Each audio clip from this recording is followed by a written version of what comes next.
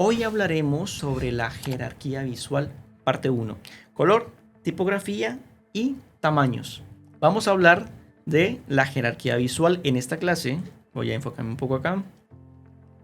Bien, vamos a ver un breve repaso de lo que es la jerarquía visual. La jerarquía visual forma parte de un buen diseño, organizar para comunicar. Mediante jerarquía gráfica le indicaremos al usuario dónde debe prestar atención. Primero a través de los tamaños, tipografías, colores y espacios. Una buena comunicación influye en la percepción del usuario. Eso es la jerarquía visual. Todo buen diseñador debe tener esto muy claro. Está implícito en cualquier flujo que estemos trabajando. Bien, básicamente cuando un usuario ingresa a nuestro sitio web o a nuestro prototipo, cuando estemos trabajando en un flujo aplicación o web, pues debemos simular el ojo humano, que es lo primero que ve. Es una jerarquía visual. Identificar, hacer que los elementos prioritarios se vean como tal, los secundarios se vean como tal y los terceros se vean como tal.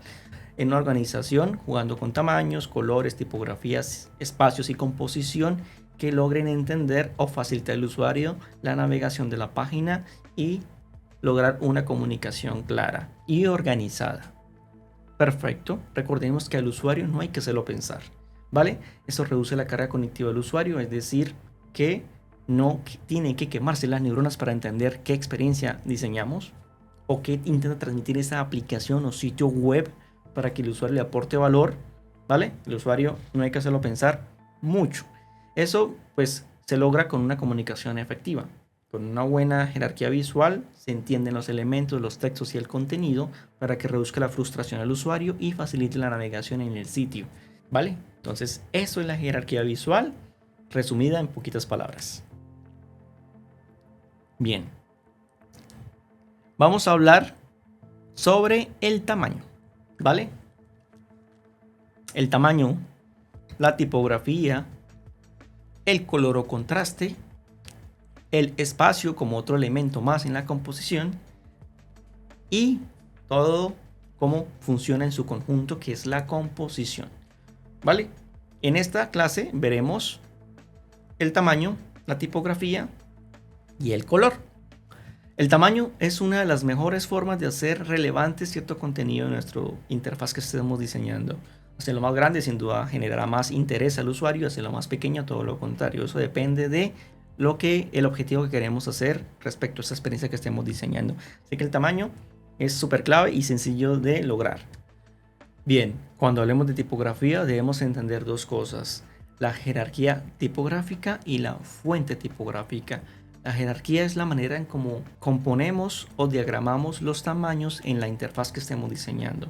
En este ejemplo se logra observar un título, un subtítulo y el cuerpo de la página, que es el texto más pequeño y por lo general el más largo.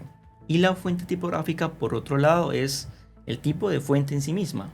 Y para terminar con la tipografía, entendamos que la fuente tiene variables tipográficas, lo que llamamos itálica, bold, light, regular. Esas variables tipográficas también nos aportan valor y saber trabajar con ellas podemos hacer que la información sea más fácil de entender.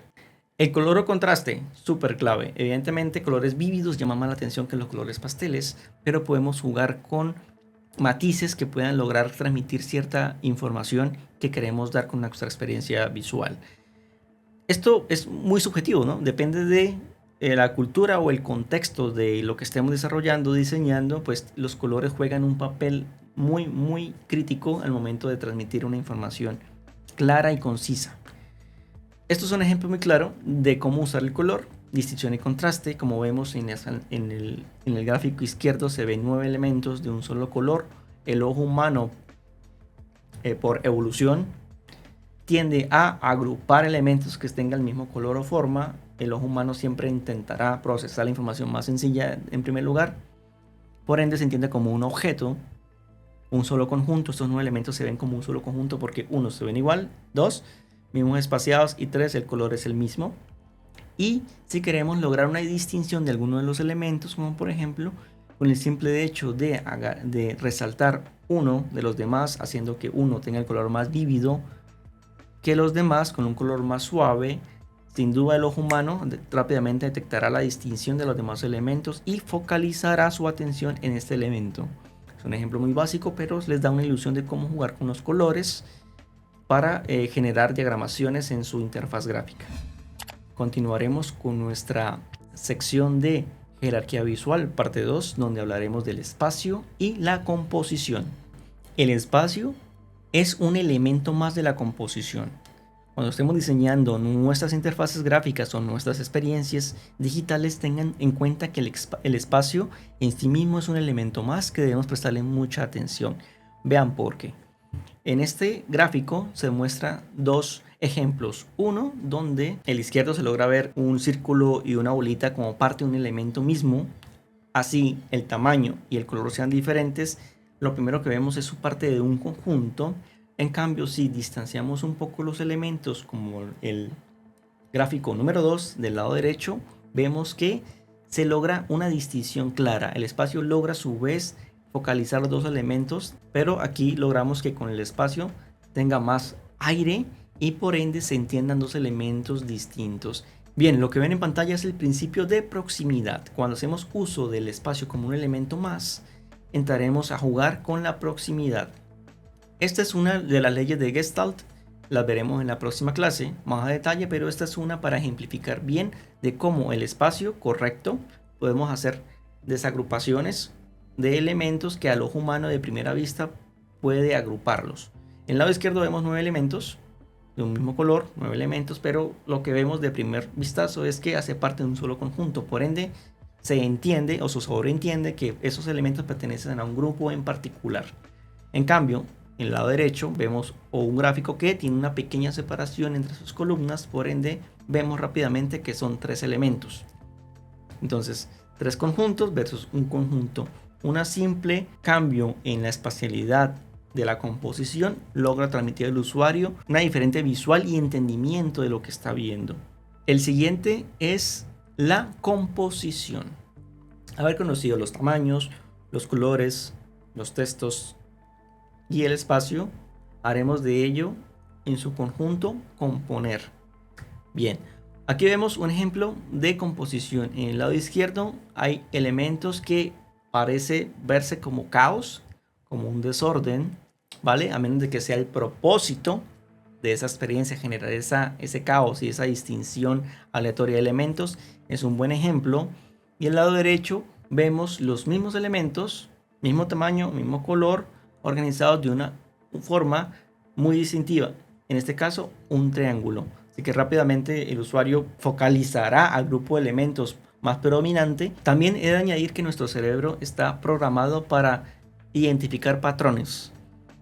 Como vemos, el lado derecho simboliza un triángulo de elementos, ¿vale? Lo cual facilita la lectura y el entendimiento y procesamiento de información del lado cognitivo del usuario, que el lado izquierdo que se ve como caótico y es difícil o se toma un momento para identificar qué está pasando ahí. El lado derecho es mucho más claro porque el cerebro está programado para seguir patrones. Le cuesta mucho menos identificar ciertos elementos si están organizados. Este es otro ejemplo muy claro cuando queremos romper el patrón y establecer un punto de énfasis o un punto focal.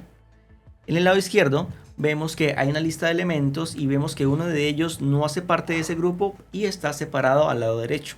¿Qué sucede al usuario? El ojo humano identificará como un elemento, como ese elemento no hace parte del grupo principal, lo cual lo distingue y es fácilmente identificable. Que estar ese mismo elemento junto con otros elementos del mismo color y el mismo tamaño, pues el usuario no podrá identificar fácilmente ese elemento puntual. En cambio, en el otro lugar también vemos una forma, como el ejemplo anterior, de triángulos, pero el primer triángulo, identificando patrón visual, tiene una forma distinta, lo cual hace discordancia aposta, es decir, con intención, para que el usuario rápidamente identifique el elemento distintivo y queremos que se focalice en él. Eso es una estrategia de elementos, un juego de composición donde usamos patrones y distinguimos uno que no hace parte del grupo. Eso también ayuda porque si el usuario identifica patrones, una lista de elementos, un agrupado de tal forma y uno de ellos o alguno de ellos no hacen parte, pues el usuario puede ver rápidamente que ese elemento es cliqueable o queremos que haga algo puntual. Puede ser un botón, un texto o una imagen que tenga relevancia. ¿Vale? Eso va en función del objetivo que queramos con la interfaz que estemos diseñando, pero son ejemplos para atraer el punto focal del usuario. No olvidemos que el usuario lee de arriba a abajo y izquierda a derecha. Y para concluir, ten en cuenta que los elementos se diseñen con el mismo tamaño, tipografía, color, espacio y disposición serán percibidos como parte de un mismo nivel jerárquico. Si ese es el objetivo, está muy bien, pero entendamos las leyes y las reglas para cuando diagramemos nuestras experiencias, tengamos claridad y hagamos clara la comunicación de lectura en nuestra interfaz que estemos diseñando. ¿Listo? Nos vemos en la siguiente clase.